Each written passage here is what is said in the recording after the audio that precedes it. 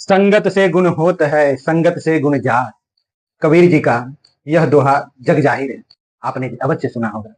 आज हम एक ऐसे संत, दिव्य संत के बारे में वार्ता करने जा रहे हैं जिनके चरणों का वंदन करने के लिए स्वयं राम प्रभु, मर्यादा पुरुषोत्तम राम प्रभु, हमारे आराध्य राम प्रभु उनके कुटिया पर जाते हैं, उनके आश्रम पर जाते हैं और दर्शन करते हैं। ऐसे दिव्य संत आदि कवि महर्षि वाल्मीकि प्रभु की वार्ता कर रहे हैं। हमने यह कहा संगत से गुण होत है, संगत से गुण जात। सर्वप्रथम महर्षि वाल्मीकि को भीलों का संग मिला और जिससे उस संग को पाकर वह भील बन गए। नर को हत्यारे हो गए, नर के हत्या करते थे। और जब उन्हें पुनः सप्त ऋषियों का, दिव्य संतों का संग मिला तो वो महर्षि हो गए। इसीलिए कहा गया है संगत से गुण होत है, संगत से गुण जात। यदि आपका संग डाकुओं से, दुष्टों से है तो आपका आचरण भी धीरे धीरे डाकू जैसा, दुष्ट जैसा हो जाएगा। यदि आपका संग महर्षि से है, संतों से है, तो आप भी धीरे धीरे संत मत के पोषक हो जाइएगा। और जैसे ही श्री वाल्मीकि महाराज महर्षि हुए, सत्संग सुनकर, सत्संग पाकर, ऋषियों का संग पाकर सीताराम लक्ष्मण जी सहित उनके आश्रम में जाते हैं, उनको दर्शन दिया। और यही वो हैं महर्षि जिन्होंने सर्वप्रथम विस्तार पूर्वक श्री रामायण, श्री रामलीला का गान किया, जिसके श्रवण अनुकथन से संसार के सज्जनों को किसी प्रकार से तृप्ति होती ही नहीं। जितना श्रवण किया जाए उतना ही तृप्ति बढ़ती चली जाती है, उतना ही श्री राम प्रभु के प्रति अगाध प्रेम बढ़ता चला जाता है। रामचरित जे सुनत अगाही, रस विशेष तिन जाना तिन नाही। इसलिए महान संत तुलसीदास लिखते हैं रामचरित जे सुनत अगाही, रस विशेष तिन जाना नाही। रामायण का रामचरित्र का रस जाना ही नहीं, इसलिए वह आ गया। यदि आप शुद्ध हृदय से इसका वाचन, श्रवण और गान करना प्रारंभ कर देंगे तो आपका भाव हृदय में भर आएगा और भगत और नेत्र सजल हो जाएंगे और प्रवाहित होने लग जाएंगे। यह ऐसा है रामचरित्र का गान। उन महान संत के लिए श्री गोस्वामी दास जी महाराज लिखते हैं, बंदौ गुरुपंद कंज राम निर्मल, सखर सुकोमल मंजो, दोष रहित दूषण सहित। करुणा कर भगवान हरि की इच्छा से जब उनको सप्त ऋषियों से दीक्षा मिली, शिक्षा मिली, इन्हें भी जब आपने जब लूटना चाहा, सप्त ऋषियों को जब भगवान सप्त ऋषियों को जब लूटना चाहे तो सप्त ऋषियों ने इनको शिक्षा दी, दीक्षा दी। सप्त ऋषियों ने क्या इनको शिक्षा दिया, दीक्षा दिया? जो तेरे यमदंड में भागी होय न कोई, ताब हटी घोर दंड जही होय। कोई यदि आपके इस कृत्य का भागी नहीं बनेगा तो फिर आप ऐसा क्यों कर्म कर रहे हैं, आप क्यों दुष्कर्म कर रहे हैं? और जैसे ही संत का वचन सुने और संत बोले नहीं कैसे भागे बनेगा, जब वह हमारा ले जाया धन का उपभोग करते हैं तो मेरे कर्म में भी उनको भागी बनना होगा। तो संत लोग बोले आप जाइए, पूछ के आइए पहले, यदि आपके कर्म में वो भागी बनेंगे तो फिर आके आप हमें बताइएगा। महान ऋषि वाल्मीकि जी अपने स्वजनों के पास पहुंचते हैं और अपने पुत्र और अपनी पत्नी से, अपनी माता पिता से पूछते हैं। कोई भी तैयार नहीं होता है उनके कर्म के, उनके दुष्कर्म के दंड को भोगने के लिए।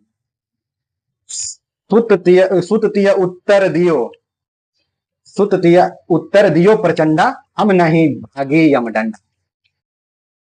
जब अपने पुत्र का यह वचन सुनते हैं कि हम नहीं या भागे यमदंडा, जब यमदंड आएगा तो हम उसमें भागी नहीं, आप समझिएगा, आप कैसे धन अर्जन कर रहे हैं आप समझिएगा।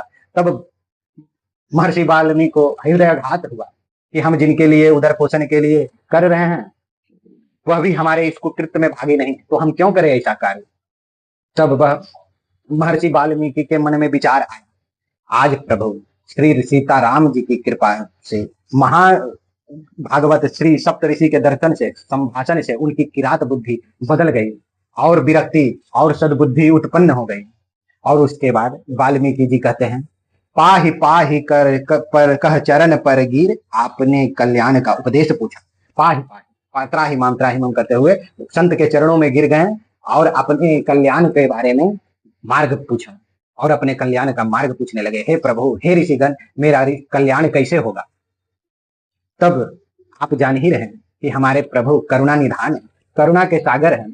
पर संत जो होते हैं उनके दिव्य दर्शन करुणा पूर्ण संतों की कृपा से, अब कृपा करके उस पर देश काल पात्रता अनुसार उनका जो पात्रता था, उनको कुछ भी ज्ञान नहीं था अक्षर का, तब आज्ञा किए कि मरा मरा का आप जाप कीजिए। वह वहीं बैठ अमित काल पर्यंत मरा मरा मरा मरा का जप करना रखना शुरू प्रारंभ कर दिया और इससे वह बन गया राम राम बन गया और वाल्मीकि जी को पता भी नहीं चला। और यह जप निरंतर चलते हुए जप के प्रभाव से, जब से उन्हें दिव्य ज्ञान, असीमित संतोष की प्राप्ति हुई। इसीलिए रामचरितमानस में गोस्वामी तुलसीदास जी लिखते हैं, सठ सुगत रही सतसंगति पाही, पारस परसि कुभात सुहाई। सठ भी सुधर जाएंगे यदि उनको सत्संग की प्राप्ति हो जाती है। तो उसी प्रकार पारस भी अगर उस पर कुघात लगेगा तो वो भी टूट जाता है, खंडित हो जाता है, नष्ट हो जाता है। और सठ भी जो है, अगर बदमाश दुष्टर व्यक्ति भी है वो भी सुधर जाता है। सहस्त्र योग बीतने पर पुनः सप्तऋषि कृपा करके वही मार्ग से गुजर रहे थे, एक बार फिर आए और वाल्मीकि जो इनका पुराना नाम नहीं था, पहले यह सप्तऋषियों द्वारा दिया गया नाम है, उनको ढूंढ निकाला और उनका नाम वाल्मीकि है। पहले तो यह एक व्याध थे, वाल्मीकि से पहले उनका एक अन्य नाम था। यदि आप लोग वह नाम जानते हैं तो मेरे कमेंट बॉक्स में उत्तर दीजिएगा, देखते हैं कितने लोगों को पता है वाल्मीकि जी का वाल्मीकि बनने से पहले उनका क्या नाम था। एक व्याध, एक वाल्मीकि जी एक व्याध थे जो वाल्मीकि जाति से थे और संतों की कृपा से राम कृपा प्राप्त हुई और नाम प्रताप से शुद्ध सिद्ध मुनिंद्र वाल्मीकि बन गए। जय श्रीमन नारायण, जय संत शिरोमणि वाल्मीकि। और इनके लिए एक और दोहा जग जाहिर है, आज मैं उसका भी श्रवण आप लोगों को कराता था, उस पर भी दृष्टांत दूंगा। वह दोहा है, उल्टा नाम जपत जग जाना, वाल्मीकि भयो ब्रह्म समाना। और जब इनका निरंतर होने लगा और नाम में कई एक वस्त्र बीत गए, तब भगवान श्री नारद, भगवान और जगत पिता ब्रह्मा जी ने कृपा करके महर्षि आदि कवि को श्री राम गुण कथा, श्री रामचरित से परिचित करवाया। महर्षि ने 7 कोटि रामायण कीर्तन किया था। वेद वाल्मीकि जी ने 7 कोटि, कोटि मतलब करोड़ और सत मतलब 108, 100 कोटि को 108 से गुना कर, इतना बार वाल्मीकि जी ने राम नाम का कीर्तन, रामायण का कीर्तन करते हैं। और इसी के लिए एक शब्द आता है, चरितम रघुनाथस्य 7 कोटि परिविस्तरम एक मच्छरम कुशम महापातक नाशनम, पूजंतम राम रामेति मधुरम मधुराक्षरम, आरुहवा कविता साख्यम वंदे वाल्मीकि कोकिलिम। वाल्मीकि प्रभु कोकिल हो जाते हैं, मतलब कि इतना गान करने के बाद गायक के समान हो जाते हैं, उनके अंदर अद्भुत ज्ञान आ जाता है, वो ब्रह्म हो जाते हैं। विधि जो भी बीज बोता है, विश्व बाग के बीच में जो भी बीज बोते हैं वो मोक्ष फल के देने वाला ही है। सदगुण के अवतार ब्राह्मण जो है वो हर प्रकार से आपको मोक्ष दिलाने में सक्षम है। जब राम जी लखन सहित श्री वाल्मीकि जी के आश्रम में पहुंचते हैं तो वाल्मीकि जी दौड़े दौड़े चले आते हैं। और तुलसीदास जी महाराज भी लिखते हैं, सुचि सुंदर आश्रम निरखी हर से राजीव नयन, सुनि रघुबीर आगमन मुनि आगे आगे आवहि लैन। वाल्मीकि जी जैसे ही सुनते हैं कि उनको लेने के लिए द्वार तक आ जाते हैं। यहाँ पर कुछ चौपाई भी है, भाव भी है, लेकिन श्री वाल्मीकि जी के बारे में, मुनि कह राम दंडवत किन्हा, राम राम का कर मुनि दंडवत करते हैं। आशीर्वाद विप्रवर दिन्हा, देख राम छवि नैन जुड़ावे, करी मान आचरण आबे। मुनिवर अतिथि प्राण प्रिय पाए, कंद मूल फल मधुर मंगाए, श्रेय सौमित्र, सौमित्र मतलब लक्ष्मण, लक्ष्मण राम फल खाएं सब मुनि आश्रम दिए सुहाए, वाल्मीकि मन आनंद भारी मंगल मूर्ति नयन निहारी।